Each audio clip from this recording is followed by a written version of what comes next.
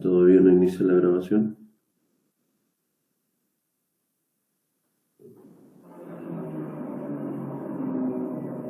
Entonces comenzamos, ¿ya? Bien, entonces, un poco recapitulando lo que hemos visto en las últimas sesiones. Las últimas sesiones ya habíamos hecho la derivación del estimador de mínimos cuadrados ordinarios para beta 0 y beta 1. Esto lo hemos hecho a partir de la información muestral. Y como recordarán, el método de estimación de mínimos cuadrados ordinarios lo que buscaba era resolver este problema, ¿no? Que era minimizar el sumatorio de los residuos elevado al cuadrado, ¿no? Y este problema nosotros lo hemos resuelto de forma matemática, ¿no? ¿Ok? Minimizar, ¿no es cierto?, el sumatorio de los residuos elevado al cuadrado. Entonces, al final dijimos que esto era un problema matemático de optimización, y al resolver este problema de optimización, ¿no es cierto?, hemos aplicado las condiciones de primer orden, que implicaba hacer las derivadas, igualar a 0, y a partir de ahí teníamos dos ecuaciones, ¿no? ¿Ok? Fruto de estas dos ecuaciones, lo que nosotros hemos hecho es obtener estas dos formulitas, ¿no? ¿Ok? Tenemos acá estas dos fórmulas, tanto para el estimador del beta 1 gorrito y como para el estimador beta 0, ¿no? Que es en este caso la pendiente y el intercepto respectivamente, ¿no? Entonces hemos llegado a estas expresiones, ¿no? ¿Ok? Entonces recuerda que el beta 1 gorrito aquí todo dependía de los x y y, ¿no? Al igual que el beta 0, entonces esto era factible estimar con los datos muestrales, ¿no? Y fundamentalmente nos hemos concentrado en el beta 1 gorrito. ¿Por qué? Porque justamente el beta 1 gorrito recoge el efecto o el impacto de la variable x sobre la variable y, ¿no?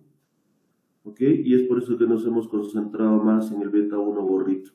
Entonces, una vez estimado estos parámetros beta 0 y beta 1, nosotros podíamos obtener la ecuación de la recta estimada, ¿no? Y la ecuación de la recta estimada tenía esta forma. Era el y gorrito, que era igual a beta 0 gorrito más beta 1 gorrito por x. ¿Ok? Y a partir de ahí, nosotros, haciendo la diferencia entre el verdadero y el y pronosticado, podíamos obtener nuestros residuos, ¿no? O lo que le hemos llamado los errores estimados también. ¿Ok? Entonces, esto era de forma secuencial, ¿no? Primero obteníamos los beta gorrito, luego escribíamos la ecuación del modelo estimado y posteriormente podíamos calcular los residuos o errores estimados, ¿no? Entonces, un poco nos hemos concentrado en esta expresión del beta 1 gorrito, ¿no? Y hemos hecho una manipulación, ¿se acuerdan? Hemos todavía simplificado más esta expresión y bueno, ya hemos visto qué significa cada cosa, ¿no es cierto? La interpretación de cada parámetro estimado, beta 0 gorrito y beta 1 gorrito, ya hemos visto qué significa. Bueno, esta era una de las salidas del programa Stata, que obviamente nos resumía ya varias cosas. Fundamentalmente lo que habíamos visto hasta ahora son solamente los coeficientes, ¿no? Lo que vamos a ver es ahora cómo se calculan esta segunda columna, que son los errores estándar, ¿no? Luego, posteriormente nosotros hemos visto, hemos planteado las famosas hipótesis de mínimos cuadrados ordinarios, ¿no? O también nosotros le hemos llamado los supuestos del estimador de mínimos cuadrados ordinarios, ¿no? Esta fue la última parte en la que nos quedamos la última sesión, ¿no? Como recordarán, hemos dicho que el modelo de regresión lineal se basa o se sustenta en estos tres supuestos iniciales, ¿no? Estos son los tres primeros supuestos que le vamos a imponer al modelo. Un poco vamos a recordar a ver de qué trata cada uno de estos supuestos. El supuesto número 1, ¿qué es lo que nos dice? Entonces, como recordarán, el supuesto número 1 tenía que ver con la distribución condicional del término de error dado los x, ¿no? Y esto hemos dicho que tiene media igual a 0. ¿Ok? Y esto lo hemos resumido con esta esperanza matemática condicional, ¿no? Supuesto número 1, hemos dicho que la esperanza matemática condicional del término de error dado x, esto era igual a 0. ¿Ok? Y como ustedes recordarán, este primer supuesto tenía una implicancia estadística, ¿no? Este primer supuesto hemos dicho que implica al mismo tiempo que la covarianza, ¿no es cierto? Que la covarianza del término de error con el x, ¿esto cuánto era igual? 0. Esto era igual a 0, ¿no es cierto? Hemos dicho que esta esperanza condicional del error dado x igual a 0 implica que la covarianza de los errores con los x tenía que ser igual a 0. Y este supuesto, ¿se acuerdan cómo lo hemos llamado? Este supuesto que recibía un nombrecito, ¿no? Exogeneidad. Exactamente, este supuesto lo hemos llamado el supuesto de exogeneidad. ¿Qué implicaba esto? Que este supuesto implica que los x tienen que ser realmente exógenos, ¿no? ¿Sí? Y recordarán, aquí hemos hablado varios ejemplos, ¿no? Hemos puesto varios ejemplos acerca de qué cosa realmente es exógeno, ¿no? ¿Sí? Y habíamos conversado acerca de la asistencia, ¿no es cierto? La asistencia a clases, por ejemplo, dijimos que no era una variable exógena, ¿no? Para demostrar que una variable es exógena habría que probar que probablemente nosotros estamos lanzando una moneda al aire para poder decidir si asistimos o no asistimos a clases, ¿no? Y eso en la práctica sabemos que no es cierto, ¿no? O sea, la asistencia puede estar condicionada por varios factores, ¿no?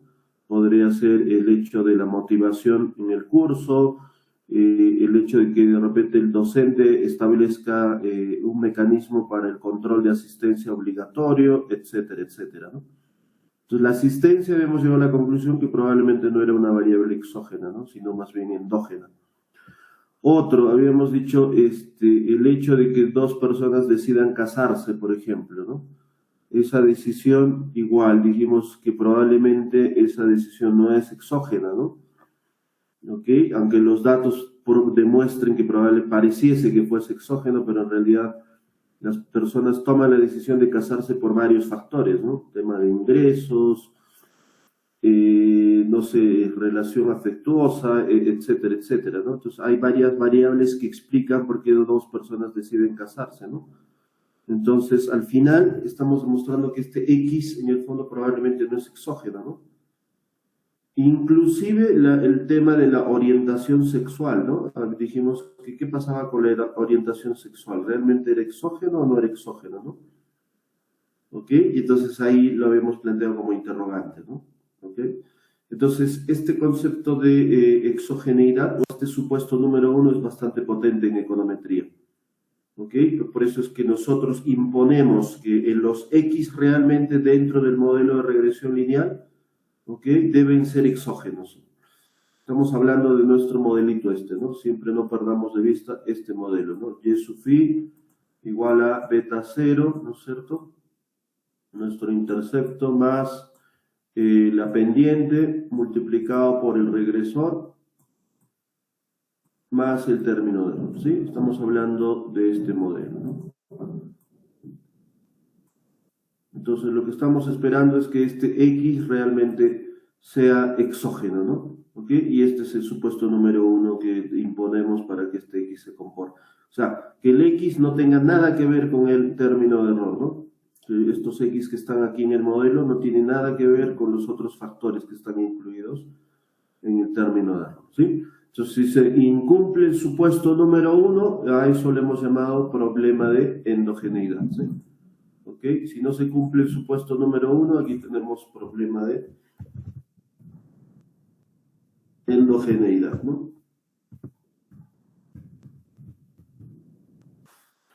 ¿Ok? Y este problema en econometría hemos dicho que es un problema bien complicado, ¿no? O sea, hay varias formas de resolver este problema y esto implica obviamente temas adicionales del curso de econometría, ¿no? Que probablemente inclusive lo van a tener que ver en el curso de econometría 2.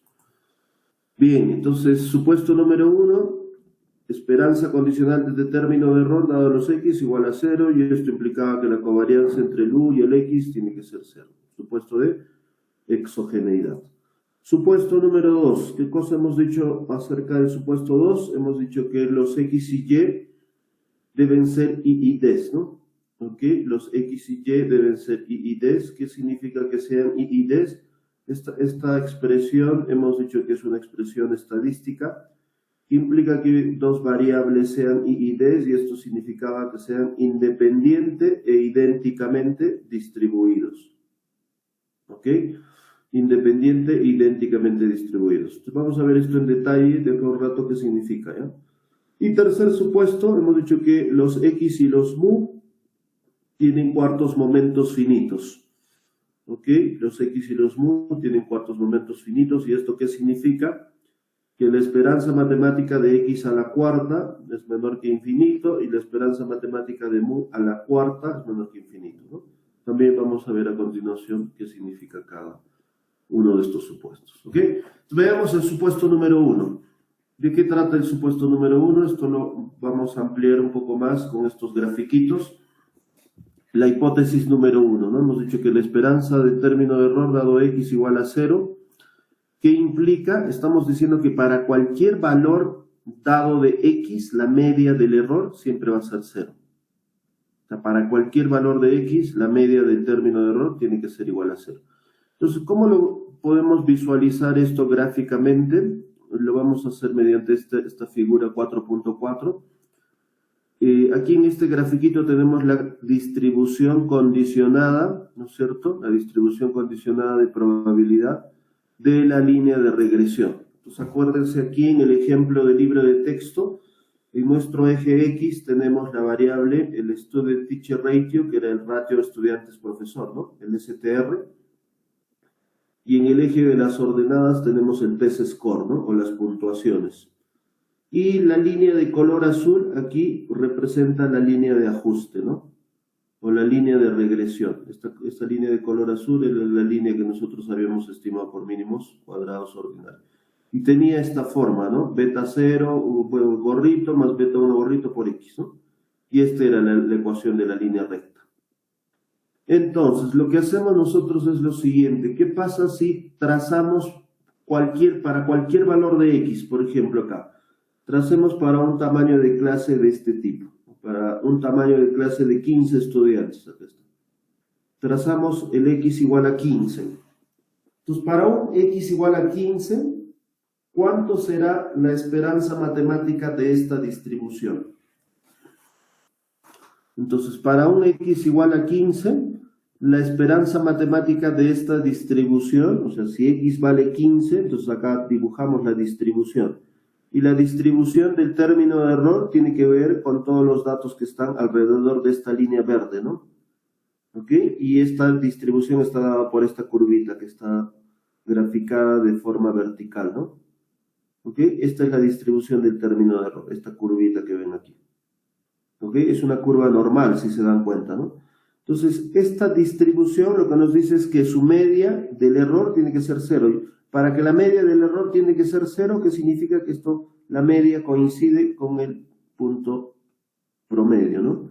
Y coincide con este punto que está en la misma recta de regresión lineal. Este punto rojo, en otras palabras, ¿no? Este punto rojo, ¿qué cosa es? Es la esperanza de Y dado X igual a 15. ¿Ok? Entonces, eso es lo que estamos diciendo aquí. Esta distribución de aquí, su media coincide con el valor que está en la línea de regresión. Esto es para un X igual a 15. ¿Qué pasa si trazamos para otro valor? Supongamos ahora, veamos, si queremos observar la distribución para un tamaño de clase de 20 estudiantes, ¿no? Para un X igual a 20, ¿qué es lo que va a pasar? Nuevamente trazamos la distribución de los errores, que al final van a coincidir con la distribución de la variable dependiente. Y nuevamente observamos cuál es la media de esta distribución, y esta media tiene que coincidir con este punto, ¿no? Que está en la línea de regresión. Si esta esperanza matemática coincide con este punto en la línea de regresión, estamos diciendo que su esperanza vale 0, ¿no? Y el mismo ejercicio podríamos hacer para otro X. Supongamos que X vale 25. ¿Qué pasa si X ahora vale 25? Entonces hacemos el mismo ejercicio y trazamos la distribución y nuevamente vamos a ver que la esperanza va a coincidir con la línea de ajuste, ¿no? Y esto implica que la esperanza matemática del término de error, dado los X, va a ser siempre 0, ¿no? O sea que estos puntos promedio o estas esperanzas matemáticas de la variable dependiente está dentro de la línea de ajuste, ¿no? ¿Ok? Eso es lo que significa el supuesto número 1, ¿no? De que para cualquier valor de X siempre nos vamos a ubicar en esta línea de ajuste. ¿Estamos de acuerdo? Eso es lo que implica el supuesto número 1, ¿no? O el supuesto de exogeneidad. Un poquito para complementar esta idea de la covarianza del término de error con el X, que esto tiene que ser igual a 0. Retomando el ejemplo del libro de texto, ¿no es cierto? Recuerden que aquí nosotros estamos analizando este modelo, las notas en función al tamaño de clase, ¿no? Al STR, y sabemos que es dentro de este MUSUFI, lo hemos llamado los otros factores que afectan a las notas. Dentro de estos otros factores veamos qué cosa podrían estar metidos, qué variables, ¿no? ¿Qué variables podrían estar metidas dentro de los otros factores? Primera variable que podría ser, que estar incluido o dentro de estos otros factores podría ser, por ejemplo, el tema de la implicación de los padres, ¿no? ¿Qué tan implicados están vuestros padres, por ejemplo, en vuestra educación, ¿no? ¿Ok? Entonces aquí obviamente vamos a encontrar distintos casos, ¿no? En cada uno de vuestros casos, por ejemplo, evalúen, ¿no? Qué tan involucrados estén vuestros padres en vuestros estudios, ¿no? ¿Okay? Obviamente van a encontrar padres que son demasiado preocupados con vuestros estudios hasta el punto que probablemente a ustedes los tenga todo el tiempo haciéndoles el seguimiento, ¿no? Y cómo les está yendo en vuestros estudios, si están cumpliendo con vuestros trabajos, tareas, si están asistiendo a clases, etcétera, etcétera, ¿no? Y probablemente otros padres que probablemente confían en ustedes y obviamente no tienen que estar, digamos, muy al tanto de vuestro tema educativo, ¿no? ¿Ok? Entonces hay una variable aquí que le llaman la implicación de los padres, que está metido dentro de este término de error, que afecta a las notas, sí afecta, ¿no es cierto? Porque padres que son muy implicados probablemente a ustedes les están haciendo la presión de tal forma que ustedes puedan rendir en vuestros estudios, ¿no? Otra variable que está metido, por ejemplo, la implicación de los padres tendrá algo que ver con el tamaño de clase. ¿Qué dicen ustedes? El hecho que vuestros padres estén muy implicados con vuestros estudios, ¿tiene que ver algo con el STR? Porque eso es lo que queremos probar, ¿no? Este supuesto de la covarianza del error con el X, ¿no? Estamos queriendo probar esto. Covarianza del error con el X. ¿Esto realmente es 0, sí o no? ¿Qué dicen en este caso? ¿La implicación de vuestros padres en vuestros estudios tendrá que ver algo con el tamaño de clase?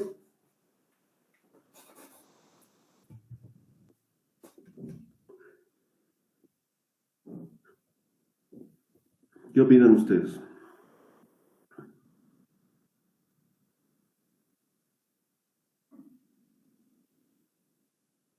El hecho que vuestros padres estén muy al tanto de vuestros estudios, ¿tendrá algo que ver con el tamaño de clase? No, yo creo que no. Claro, en este caso, si ustedes se evalúan bien, el hecho que vuestros padres estén muy preocupados en vuestra educación no necesariamente esté relacionado con el tamaño de clase, ¿no? El tamaño de clase lo determinan probablemente las autoridades, ¿no? En este caso, el Ministerio de Educación ve si las clases son grandes, pequeñas, ¿no es cierto?, etcétera, ¿no? Y eso claramente no está correlacionado con la implicación de los padres, ¿no? Entonces, en este caso sí se cumple que la covarianza del error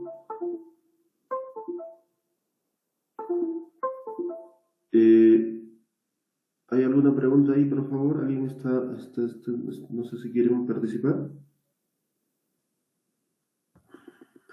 Entonces, la covarianza del error con respecto al X, en este caso se cumple que es igual a 0, ¿no? ¿Ok? Chicos, ¿me escuchan? Siento que se me ha congelado la pantalla. Sí, sí, la escucho, profesor. Ya, ok. Bien, entonces, otra variable que está metida dentro de los otros factores. Otras oportunidades de aprendizaje, ¿no? Por ejemplo, el hecho de tener clases extras. ¿Qué es lo que pasa si ustedes tomaran clases extras del curso de econometría, ¿no? Okay. Si esto sucedería si ustedes contratan, por ejemplo, un profesor extra, ¿no? Para que puedan tomar las clases del curso de econometría. Entonces, obviamente, este tema influye sobre las notas, ¿no? Si esto influye sobre las notas, la pregunta es, ¿qué relación tiene el hecho que ustedes tomen horas extras con el tamaño de clase? ¿Tendrá algo que ver, sí o no? ¿Qué dicen ustedes?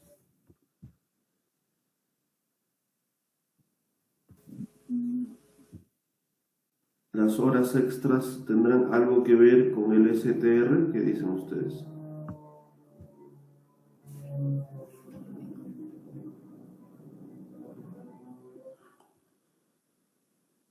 Entonces, en este caso, si ustedes chequean bien, obviamente el hecho que ustedes tomen clases extras para el curso de econometría no tiene nada que ver con el tamaño de clase también, ¿no?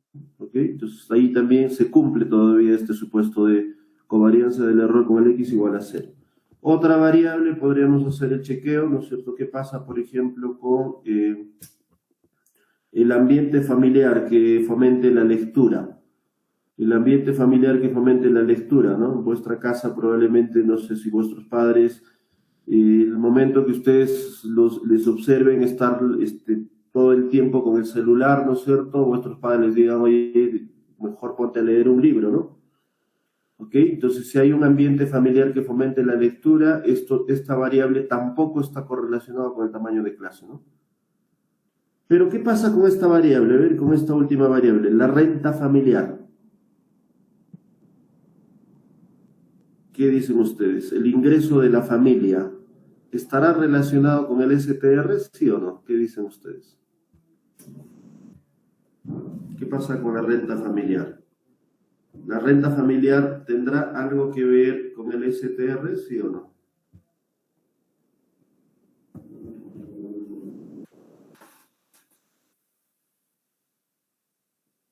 ¿El ingreso del hogar tendrá que ver con el tamaño de clase? No, tampoco. ¿Tampoco? En este caso ya probablemente sí, el ingreso sí tendría que ver algo con el tamaño de clase, porque ¿qué pasa con aquellos hogares donde los ingresos sean altos? Con aquellos hogares donde los ingresos sean altos, probablemente los padres de familia, ¿qué es lo que hacen? Es llevar a sus hijos a escuelas donde el tamaño de clase sea pequeño, ¿no? Y puedan tener rendimiento académico alto. ¿Ok? Entonces, si el ingreso es alto, pues en aquellos hogares con ingresos altos, probablemente los padres decidan buscar una escuela donde no se tenga muchos estudiantes por salón, ¿no? ¿Ok? Los padres de familia podrían decidir llevar a sus hijos a una determinada escuela, ¿no? En función a sus prioridades, ¿no? Entonces, eso sí ya dependería del tamaño de clase. O sea, el hecho de tener ingresos altos o ingresos bajos, pero en el caso de familias o hogares con ingresos bajos, probablemente eso no va a ocurrir, ¿no? No hay muchas opciones para ese caso y obviamente generalmente los hogares tienden a llevar a sus hijos probablemente a escuelas públicas, ¿no es cierto? Y donde el STR probablemente ahí sí no tiene nada que ver con el ingreso, ¿no? Pero en el caso de hogares con ingresos altos sí podría estar influenciado con el tamaño de clase. ¿Ok? Entonces, en ese caso ya esta variable probablemente no, esta covarianza ya no se cumple, ¿no? El ingreso del hogar probablemente ya no se cumple esta hipótesis número 1. ¿Ok? Entonces hay que tener mucho cuidado. Ya el ingreso con el STR probablemente su covarianza ya sea diferente de 0. ¿Ok? Entonces son aspectos que hay que tomar en cuenta. ¿Ya? Hipótesis número 2. Ahora sí veamos de qué trata la hipótesis número 2. ¿Qué nos dice la hipótesis número 2?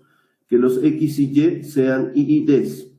¿Qué significa que sean IIDs? Independiente e idénticamente distribuidos. Entonces vamos a decir que se cumple la hipótesis número 2. Esto va a ocurrir automáticamente si los individuos, ¿no es cierto? En este caso, en el ejemplo del libro de texto, los distritos provienen de un muestreo aleatorio simple. ¿Ok? ¿Y qué significa eso? Que el elemento es seleccionado de forma aleatoria y por lo tanto el X y Y son observados y registrados, ¿no? De manera aleatoria. Entonces, ¿cuándo ocurre esto? ¿Cuándo ocurre que los X y Y son IIDs? Esto va a ocurrir generalmente cuando trabajemos con datos de corte transversal. ¿Ok?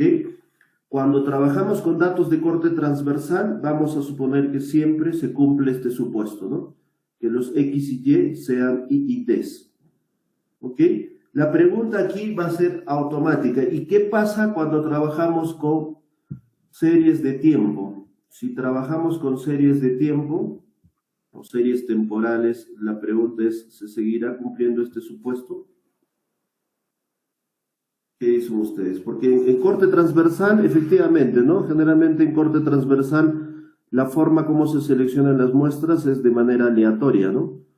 Y si las muestras son seleccionadas de forma aleatoria, entonces los X y Y es de esperar que sean IIDs, ¿no? Independiente e idénticamente distribuidos. Pero, ¿qué pasa si estuviésemos trabajando con series de tiempo? ¿Se cumple o no se cumple este supuesto?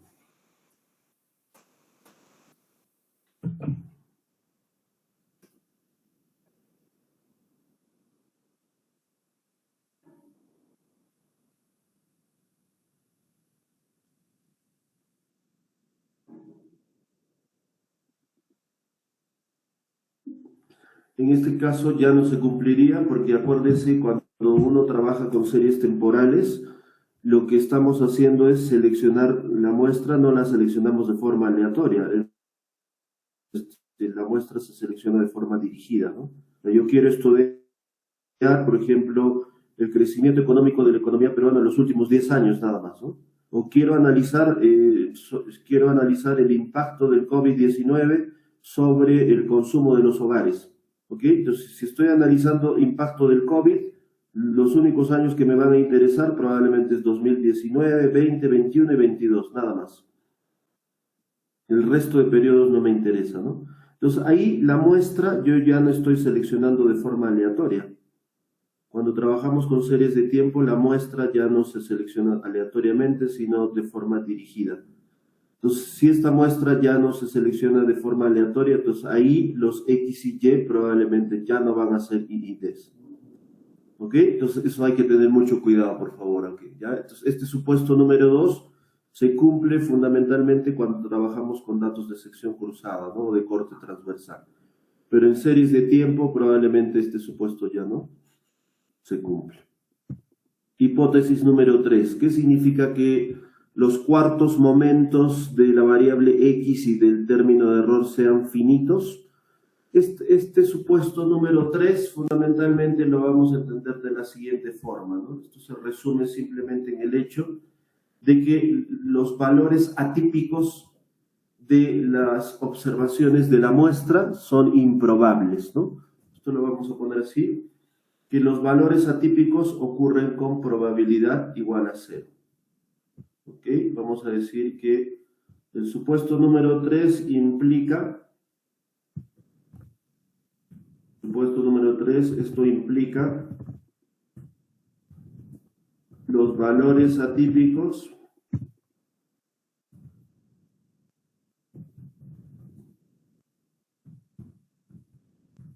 ocurren con probabilidad igual a 0.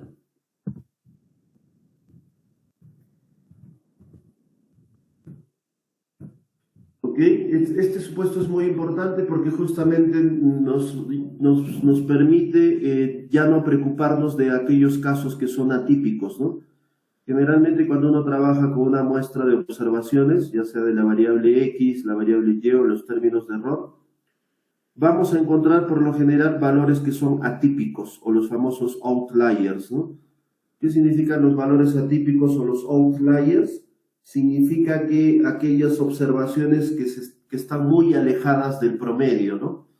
Por ejemplo, acá es como que yo les pregunte, en la ciudad del Cusco, ¿cuánto será la probabilidad de que un trabajador tenga una remuneración de 40.000 soles? ¿Ok? Entonces, si estamos estudiando los salarios en el departamento del Cusco, ¿sí? Los salarios de los trabajadores, claramente la mayoría o el promedio estará pues alrededor de los 1.500, 2.000 soles, ¿no? El promedio, ¿no? De los trabajadores. Es el salario promedio, pero la pregunta es, ¿qué pasa si dentro de nuestra muestra encontramos un caso de un trabajador que tiene que tiene una remuneración de 40.000 soles? ¿Qué hacemos con ese tipo? ¿Nos debería preocupar o no dentro de nuestra muestra si encontramos a alguien que tenga una remuneración de 40.000 soles?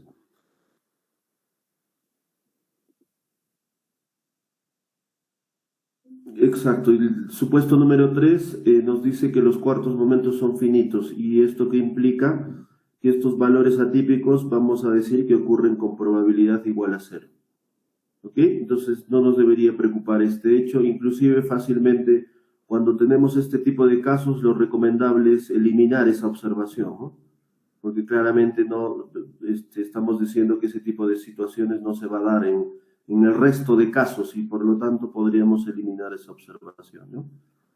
¿Ok? Entonces eso hay que tener muy en cuenta, ¿ya? El hecho que los cuartos momentos sean finitos, ¿no es cierto?, de nuestra muestra, implica que los datos atípicos ocurren con probabilidad igual a cero, ¿ok? Entonces esos son los tres supuestos que vamos a utilizar fundamentalmente para demostrar algunas propiedades, ¿eh? Entonces vamos a empezar a ver las propiedades del estimador de mínimos cuadrados ordinarios, ¿ya? Entonces a partir de estos tres supuestos nos van a ser útiles para poder demostrar estas propiedades, ¿no? Entonces recordarán aquí, la última clase hemos aplicado algunas propiedades del álgebra, ¿no es cierto?, del álgebra de los sumatorios, ¿sí? Y nuestro estimador beta 1 gorrito lo hemos trabajado, ¿no es cierto?, hemos multiplicado los paréntesis, ¿no? Y al simplificar estas expresiones hemos llegado a esta expresión alternativa, ¿se acuerdan? Hemos llegado a que el beta 1 gorrito era igual al beta 1 más, ¿no es cierto?, sumatorio de x sub i menos x promedio por el término de error, todo esto dividido entre el sumatorio de xi menos x promedio al cuadrado, ¿sí? Esta fórmula le hemos llamado la fórmula alternativa del beta 1 gorrito, ¿ok? Entonces la fórmula original la teníamos anteriormente, y haciendo un poco de álgebra en el numerador, hemos llegado a simplificar el beta 1 gorrito, ¿no? Acá el truco, ¿se acuerdan de esta propiedad, no? Que el sumatorio del x sub i menos el x promedio, esta expresión hemos demostrado que es cero, ¿no? ¿Ok? Lo hemos comprobado aquí, que esto vale cero, y como esto es cero, este término desaparece, y al final llegamos a esta expresión nada más, ¿no? Entonces dijimos que esta fórmula alternativa del beta 1 gorrito nos va a ser útil justamente para demostrar algunas propiedades del estimador de mínimos cuadrados ordinarios, ¿no? Fundamentalmente estas tres propiedades, ¿no? ¿Sí? ¿Cuáles eran estas tres propiedades? La propiedad del insesgamiento, la propiedad de eficiencia y la propiedad de consistencia. Entonces veamos cada uno de ellos, ¿ya? Entonces para demostrar estas tres propiedades vamos a utilizar esta fórmula alternativa, ¿sí? Vamos a utilizar la fórmula alternativa del beta 1 gorrito. Entonces veamos esto de manera más detallada.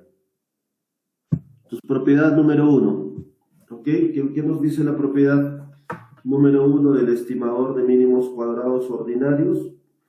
La propiedad número 1 nos dice que el estimador beta 1 gorrito es un estimador insesgado. ¿Qué significa la propiedad de insesgamiento? Esto todavía lo hemos visto cuando hemos hecho el repaso de estadística. ¿Qué implica que un estimador sea insesgado? Tenemos que demostrar, ¿no? Acá por eso ponemos aquí, por demostrar que la esperanza matemática beta 1 gorrito debe ser igual al beta 1. Esto tenemos que probar nosotros, ¿ya? Esto implica el insesgamiento. que la esperanza del beta 1 gorrito coincida con el verdadero parámetro poblacional. ¿Ok? Entonces, para eso simplemente utilizamos nuestra fórmula del beta 1 gorrito alternativa, que es esta de aquí, ¿no? Beta 1 gorrito igual a beta 1 más todo este cociente. Y lo único que vamos a hacer para probar el insesgamiento es aplicar la esperanza matemática a toda esta expresión, ¿no? Porque me dice esperanza beta 1 gorrito, entonces hay que aplicar la esperanza a toditita esta expresión del beta 1 gorrito alternativo. Y para esto también vamos a utilizar el supuesto número 1, ¿ya? El supuesto 1 nos va a servir un poco para poder demostrar esta propiedad, ¿ya? Entonces, aplicando la esperanza matemática a esta fórmula alterna que tendríamos aquí, ¿no? Entonces decimos aquí esperanza de beta 1 gorrito. Apliquemos la esperanza a todo esto de aquí. Primer término, ¿a qué es igual esperanza de beta 1? Acuérdense que beta 1 es un parámetro, ¿no? O una constante. Esperanza matemática de una constante, ¿a qué es igual?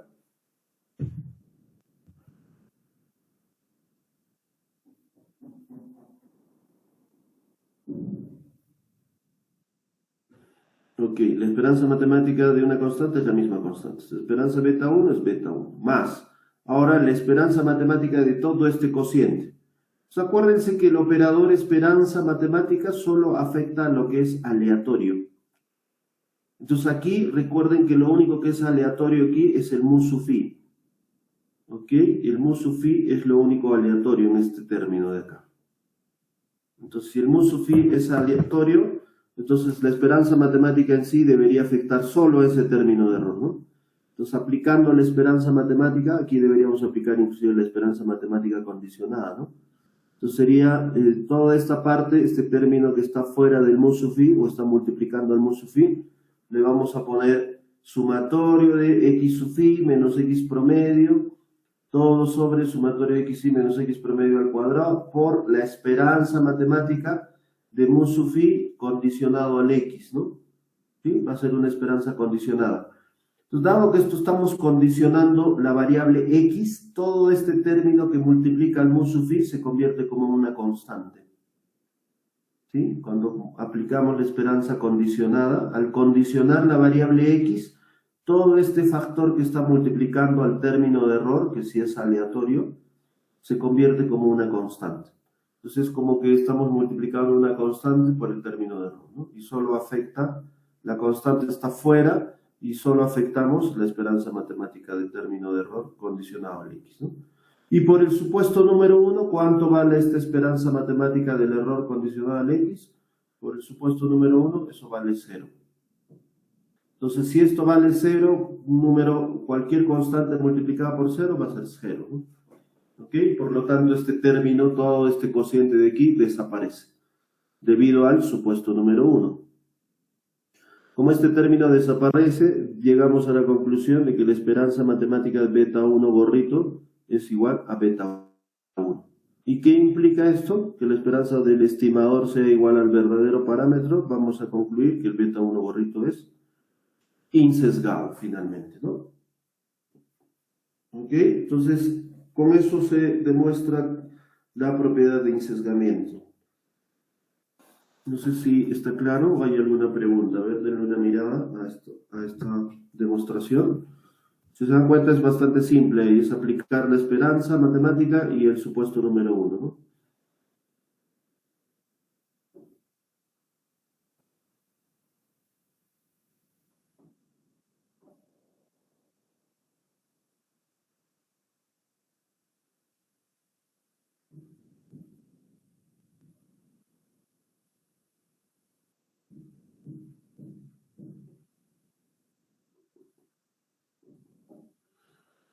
¿Hay alguna pregunta en esta parte?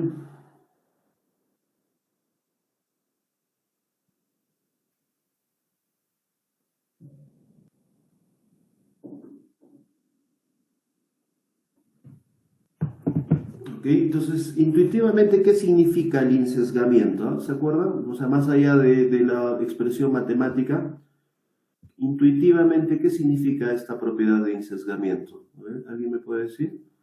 ¿Qué significa que el estimador sea insesgado? Esta propiedad es bastante útil para entender muchas cosas que hacemos en econometría. ¿Qué nos dice la intuición? A ver, un poco más allá de la expresión matemática. A ver, concéntrense en esta expresión. ¿Qué significa que la esperanza del beta 1 gorrito sea igual al verdadero parámetro beta 1?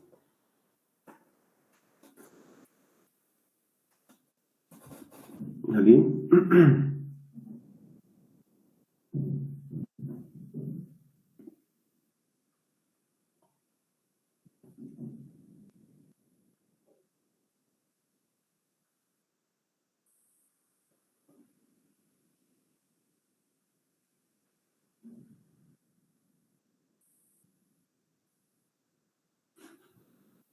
¿Qué significaría esta propiedad del insesgamiento?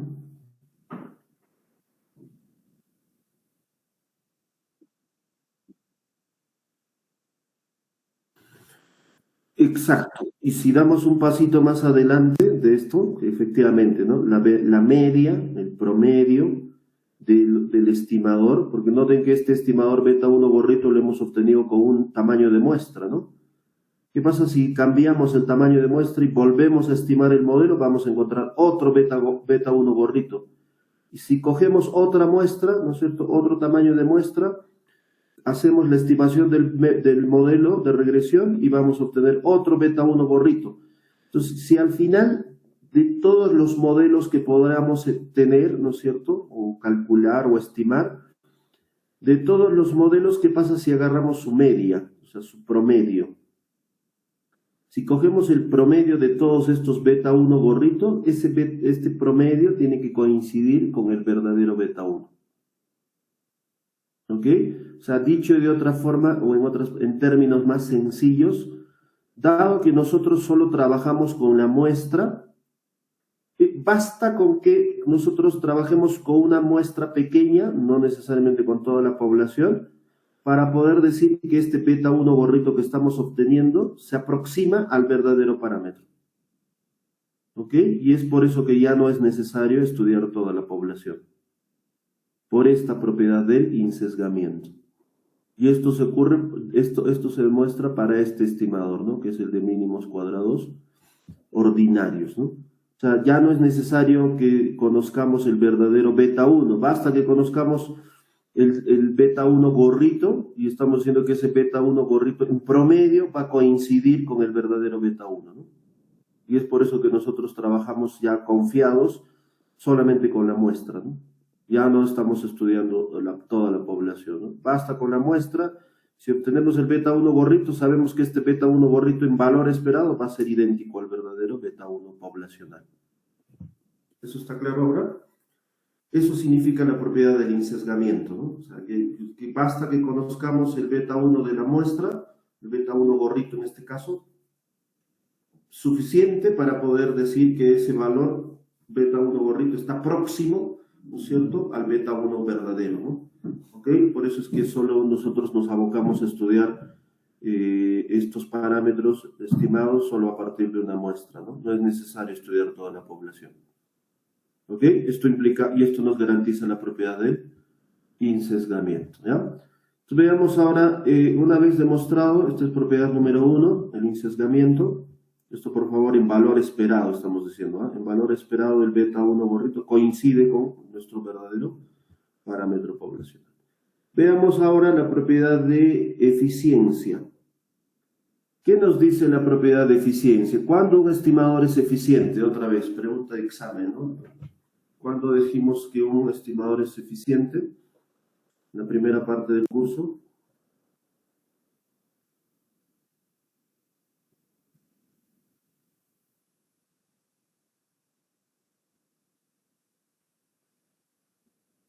¿Cuándo se dice que un estimador es eficiente?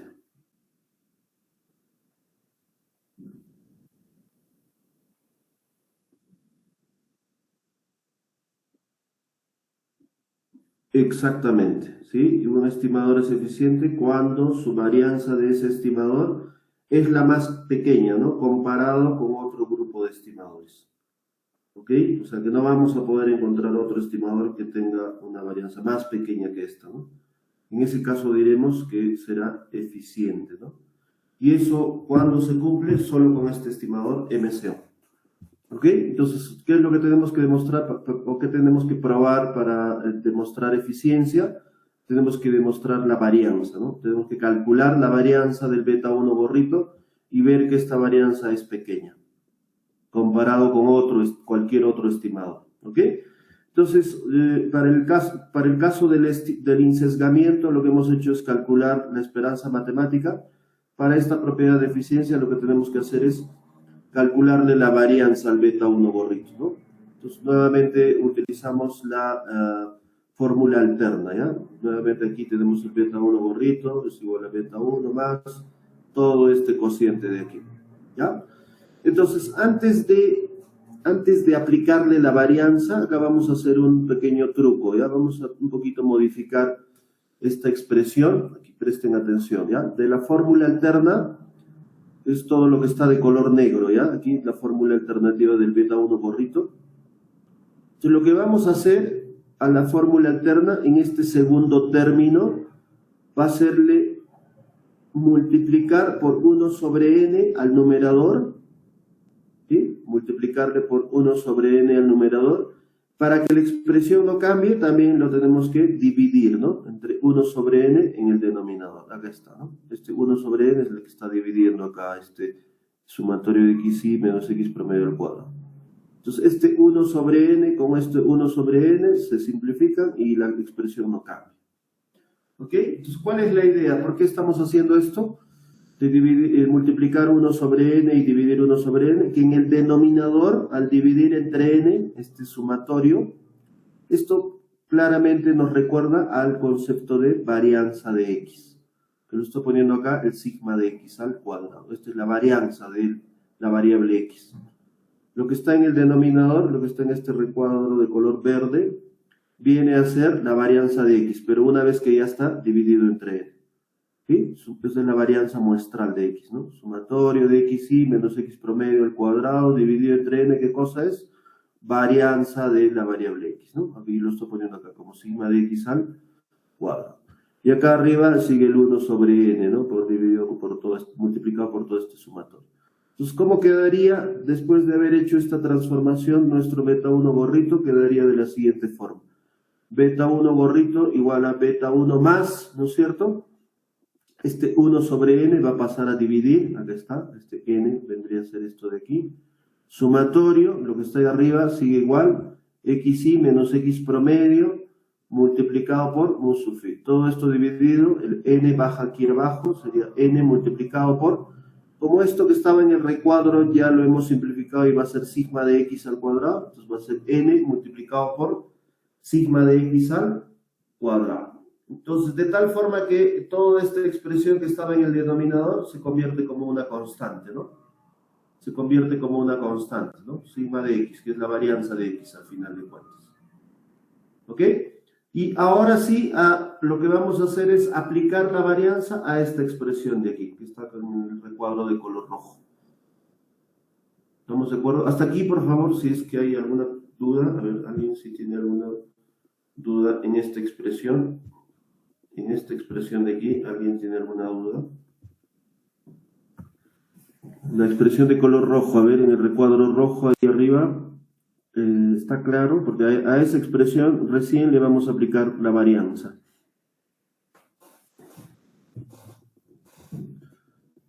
¿Sí? Lo que hemos hecho es simplificar, ¿no? Para no tener muchos sumatorios ahí, y lo hemos reemplazado por la varianza de x, de tal forma que la varianza de x ya es para nosotros como un numerito, ¿no? Una constante.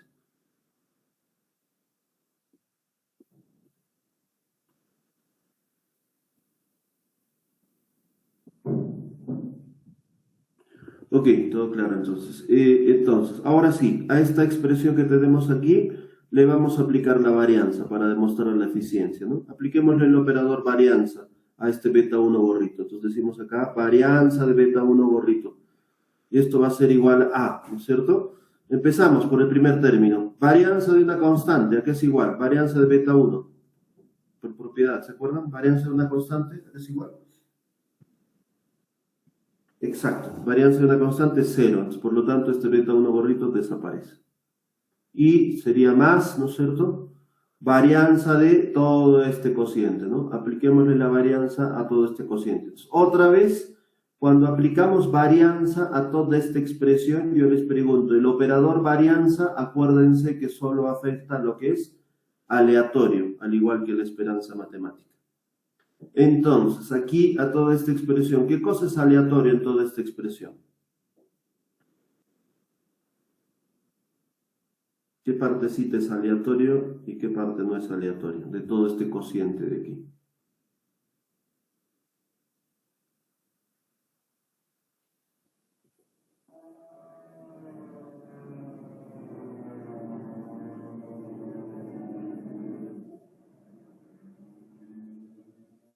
¿Qué parte es aleatoria y qué parte no es aleatoria? Exactamente. Otra vez, en todo este cociente, lo único que es aleatorio es el mu sub phi, o sea, el término de error. El x promedio, los x, etcétera, el n minúsculo, son parámetros, ¿no? Son constantes. Entonces, la varianza solo va a afectar a este término. ¿Sí? Pero acá noten que hay un sumatorio. Este sumatorio, ¿qué significa? Que se está sumando n veces esta expresión del numerador. ¿Ok? Este sumatorio no se elimina. Entonces noten acá es sumatorio de todo este producto. ¿Y cuántas veces estoy multiplicando este producto? N veces. Y eso dividido entre esta constante. Todo lo que está en el denominador son constantes. Entonces todo lo que es constante, ¿cómo sale fuera de la varianza? ¿Cómo sale este denominador que es una constante? ¿Cómo sale fuera de la varianza? Elevado al cuadrado, exactamente. Entonces saldría aquí, por eso es varianza beta 1 gorrito, ya varianza del beta 1 es 0, entonces solo nos quedaría 1 sobre esta constante que está en el denominador, sería n al cuadrado por sigma de x. Como esto ya está al cuadrado y lo volvemos a elevar al cuadrado, eso va a ser sigma de x a la cuarta. Por, ¿no es cierto? Acá hay un sumatorio, o sea, esta expresión que está multiplicando x menos x promedio por el error, se está sumando n veces. Si se está sumando n veces la misma expresión, entonces esto va a ser n por la varianza reciente de todo este producto. Aquí está. N por varianza de corchete aquí, xy menos x promedio por mu sub phi. ¿Sí? Y acá por eso aparece este n que está aquí. ¿Estamos de acuerdo? Acá hay un sumatorio, vuelvo a repetir, ¿no? Este sumatorio de todo este producto. ¿Cuántas veces se está sumando esto? N veces. Como se suma n veces este producto, entonces por aquí tengo, es el mismo producto al final, ¿no? Va a ser n multiplicado por la varianza de todo eso. ¿Ok? Y ahora simplificando este n con este cuadrado de aquí abajo, nos quedaría varianza beta 1 gorrito igual a, ¿no es cierto? El numerador quedaría simplemente así, ¿no? Varianza de corchete xy menos x promedio por mu sub phi. Todo eso dividido entre lo que queda, ¿no? Acá nos queda un n por el sigma de x a la cuarta, ya está. Y nos quedaría esta expresión aquí. Esta expresión que está aquí. Pues hasta esta parte no sé si tienen alguna consulta. A ver, hasta aquí.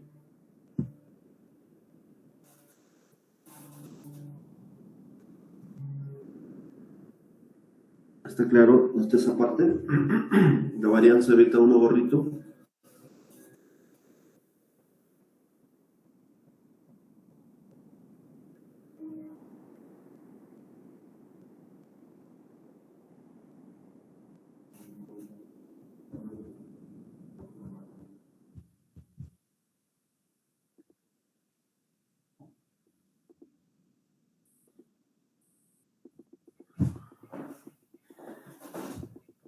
Varianza beta 1 gorrito, ¿todo claro hasta aquí?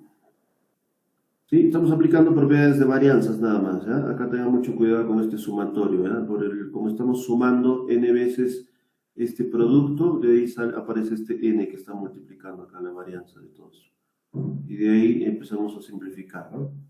Y nos queda esta expresión, ¿no? Entonces, noten acá esta formulita que acabamos de encontrar de la varianza beta 1 gorrito. Es bastante interesante porque noten que el n minúscula, ¿qué cosa es el n minúscula para nosotros? ¿Qué es el n minúscula? el tamaño de muestra, ¿no es cierto? El n minúsculo es tamaño de muestra y el sigma de x a la cuarta es la varianza de x o la desviación estándar de x elevado a la cuarta, ¿no? O la varianza de x elevado al cuadrado, que es lo mismo, ¿no? Está en el denominador estos dos, ¿ok? Entonces yo les pregunto acá, vamos a hacer un razonamiento respecto al tamaño de muestra. ¿Qué pasa si el denominador, o sea, si el n minúscula es bastante grande? ¿Qué va a pasar con la varianza beta 1 gorrito? Hagamos ese análisis ahora. Si el tamaño de muestra es bastante grande, ¿qué pasa con la varianza del beta 1 gorrito?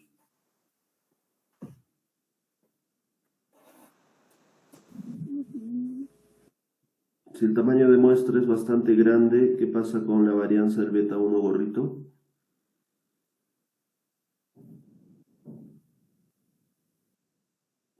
Va a ser más pequeña, efectivamente, ¿no? Porque el n está en el denominador. Si el denominador es más grande, entonces la varianza beta 1 gorrito tiene que caer.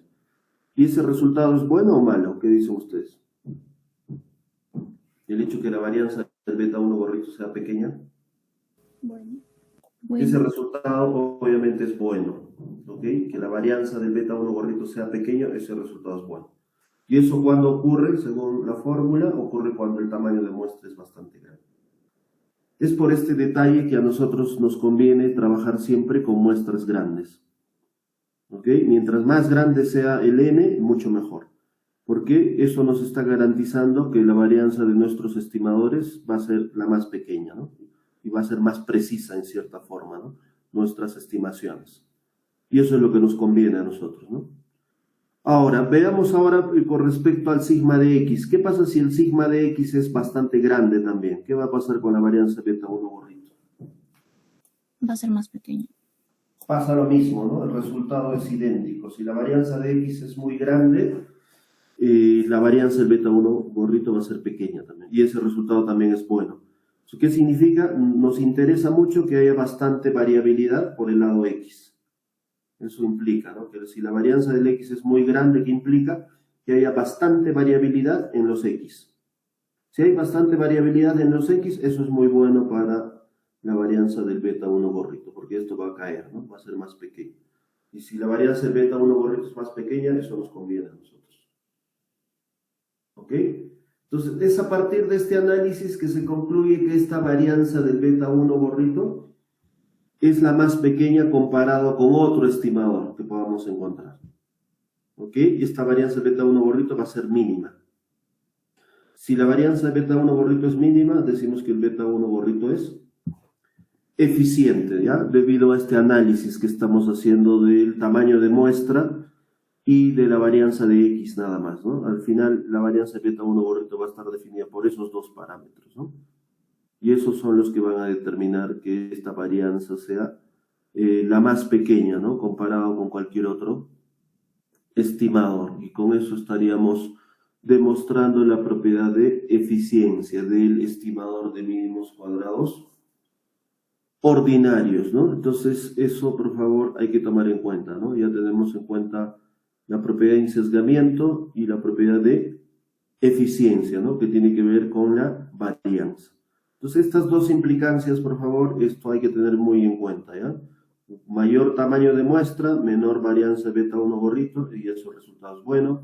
Mayor variabilidad de la variable x, menor varianza del beta 1 gorrito, y eso también es bueno.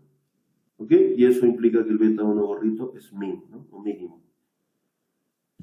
¿Ok? Entonces, eso es lo que tenemos con las dos propiedades iniciales, ¿no? El insesgamiento y la eficiencia.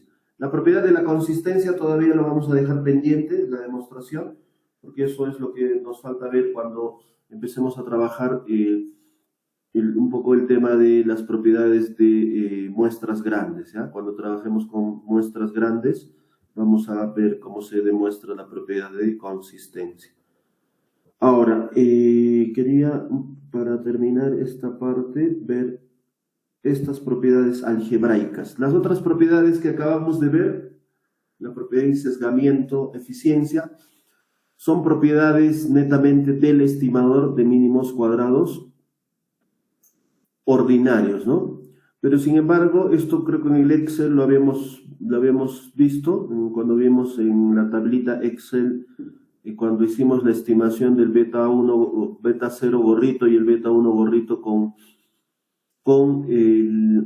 los 5 datos, cuando hicimos el ejercicio, les dije que se debe cumplir estas 4 propiedades, ¿no? Estas son las propiedades algebraicas, si quieren llamarlo. ¿Ok? Se debe cumplir estas 4 propiedades algebraicas de los estimadores MCO. ¿Cuál era la primera propiedad? Y esto sí lo habíamos visto, ¿no? Propiedad número 1, que nos dice que el sumatorio de los mu gorrito, ¿cuánto debe ser?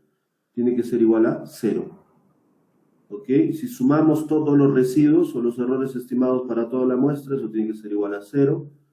Esto lo hemos visto en el Excel. Propiedad número 2. El sumatorio de los mu gorrito multiplicado por el x, o sea, si multiplicamos los mu gorrito con los x y sumamos todo eso, eso también tiene que ser igual a 0. Y esta propiedad lo hemos llamado que los residuos son ortogonales a los regresores, ¿no? Los residuos son ortogonales a los regresores. Propiedad número 3, sumatorio del mu gorrito sub i por el y gorrito, también esto también tenía que ser igual a 0. Si multiplicábamos los mu gorrito con los y gorrito y sumábamos todo eso para toda la muestra, eso igual a 0 también tenía que ser, ¿no? Y esto que implicaba que los residuos son ortogonales a la variable dependiente predicha, ¿no? El y gorrito es la variable dependiente predicha o pronosticada o estimada también, si quieren llamarlo, ¿no? ¿Ok? Es propiedad número 3. Y por último, la propiedad número 4, esto también se podía observar a simple vista en el Excel que habíamos trabajado, es que el promedio de la variable observada, el promedio de la variable dependiente observada, o sea, el y promedio, coincide con el y gorrito promedio. Esta propiedad 4 también es bastante interesante. ¿Ok? El promedio de y tiene que coincidir con el promedio de los y gorrito. Siempre, esto siempre se debe cumplir, ¿ya?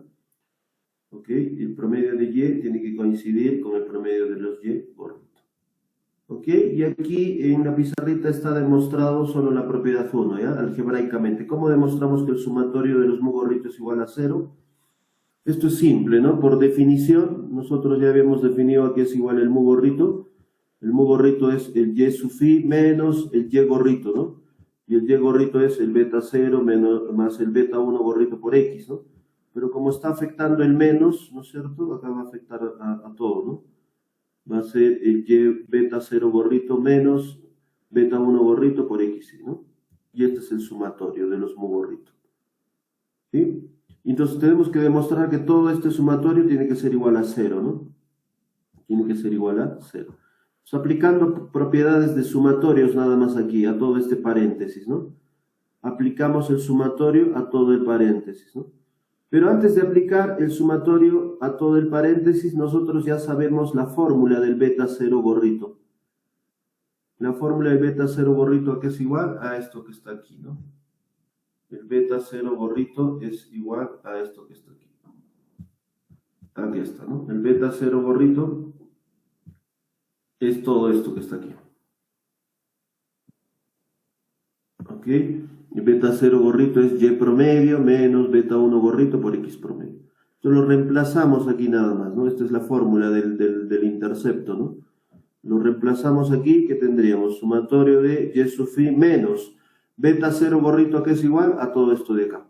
Y promedio menos beta 1 gorrito, x promedio. Entonces sería menos y promedio más, menos con menos, más, ¿no es cierto? Beta 1 gorrito por x promedio, finalmente el último término sería menos beta 1 gorrito por x sub i. Y ahora sí podemos afectar por el sumatorio todo esto, ¿no? Aplicando el sumatorio a todo lo que está dentro del paréntesis, sería sumatorio de y sub i menos el y promedio. Recuerden que esto es una constante. Como esto es una constante, ¿a qué es igual el sumatorio de una constante? Va a ser n veces la misma constante, ¿no? Entonces va a ser n por y promedio más. Aquí beta 1 gorrito también es constante, x promedio también es constante. Este producto de aquí son puras constantes. El beta 1 gorrito por el x promedio son constantes. Entonces si yo sumo n veces este producto de constantes, va a ser n multiplicado por el beta 1 gorrito por x promedio. Y por último, sumatorio de esta expresión, beta 1 gorrito por xi, la constante podemos sacar fuera del sumatorio, entonces sería beta 1 gorrito por sumatorio de xi. ¿Ok? ¿Y qué es lo que hacemos aquí? El truco de siempre, ¿no? Para poder, como acá tenemos sumatorios, a nosotros nos gustaría dividirlo entre n, de tal forma que todo esto sea el promedio de y, ¿no? Igual aquí. Entonces eso es lo que hacemos, ¿no? Pero para que la expresión no cambie, dividimos entre n y aquí multiplicamos por n, ¿no? De tal forma que este n con este n se va y no cambia la expresión, ¿no? Pasa lo mismo si hacemos este truco en esta parte de aquí. Sumatorio de xi entre n multiplicado por n, ¿no? ¿Ok? Entonces, ¿qué nos quedaría aquí finalmente? Esta parte que está en el circulito, sumatorio de y entre n, sería el promedio de y. Entonces tendríamos n por promedio de y menos n por promedio de y, que es lo mismo, más n por beta 1 por x promedio, acá está, menos, acá tendríamos un n por beta 1 gorrito por x promedio, ¿no? Y al final se dan cuenta que todo se simplifica, ¿no? Este n por promedio de y menos n por promedio de y se va, más n por beta 1 gorrito por promedio de x, menos n por beta 1 gorrito promedio de x, también se simplifica, ¿no? Se va y nos queda todo igual a 0. ¿Ok? Entonces está demostrado la propiedad algebraica número 1, ¿no? Que el sumatorio de los mu gorritos vale 0. ¿Ok? Entonces, ustedes de manera semejante, noten que aquí pueden aplicar propiedades sumatorio, etcétera, pueden demostrar la propiedad número 2. ¿Ya? Esta propiedad número 2, que el sumatorio de los mu gorritos multiplicado por los x sea igual a 0. ¿Ok? Entonces prueben esta propiedad, igual apliquen esto, utilicen las fórmulas, tanto del beta 0 gorrito como del beta 1, y vean si efectivamente se cumple esta propiedad, ¿ya? Igual la propiedad número 3 y la propiedad número 4. ¿Ok? Entonces, como tarea, por favor, demuestren estas 3 propiedades que están pendientes, ¿no? La 2, la 3 y la 4, ¿ya? Entonces, revísenlo. En el libro de Stocky Watson hay algo de la propiedad 2 que está demostrado en la parte final del libro, ¿ya? Entonces, chequéenlo y para que les den algunas pistas de cómo se demuestra estas propiedades, ¿ya? Entonces, vuelvo a repetir, acá el truco es simplemente aplicar todo lo que ya sabemos de las formulitas, tratar de simplificar, ahí aplicar sumatorios, ¿no? Y utilizar las fórmulas que ya tenemos y de tal forma que se simplifiquen las expresiones. ¿Estamos de acuerdo? No sé si hasta aquí hay alguna pregunta.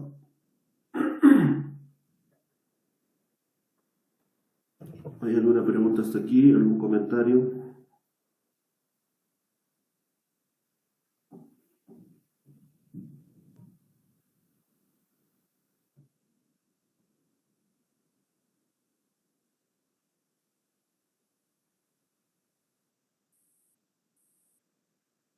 ¿Todo claro, chicos? ¿Hasta aquí?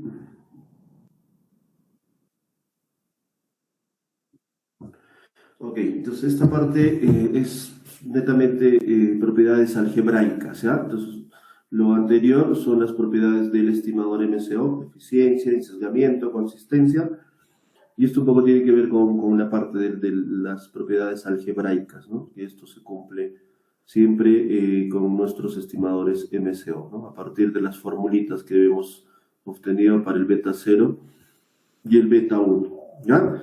Entonces, yo creo que con eso estaríamos ya listos para la próxima clase, trabajar ya un poco las distribuciones muestrales, ¿ya? Vamos a trabajar un poco las distribuciones muestrales previo a lo que vamos a ver ya en el capítulo número 5.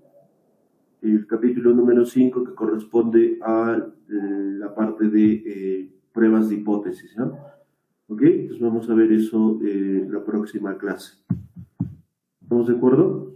Entonces, les había comentado, bueno, un poco hasta aquí, vamos a detener la grabación.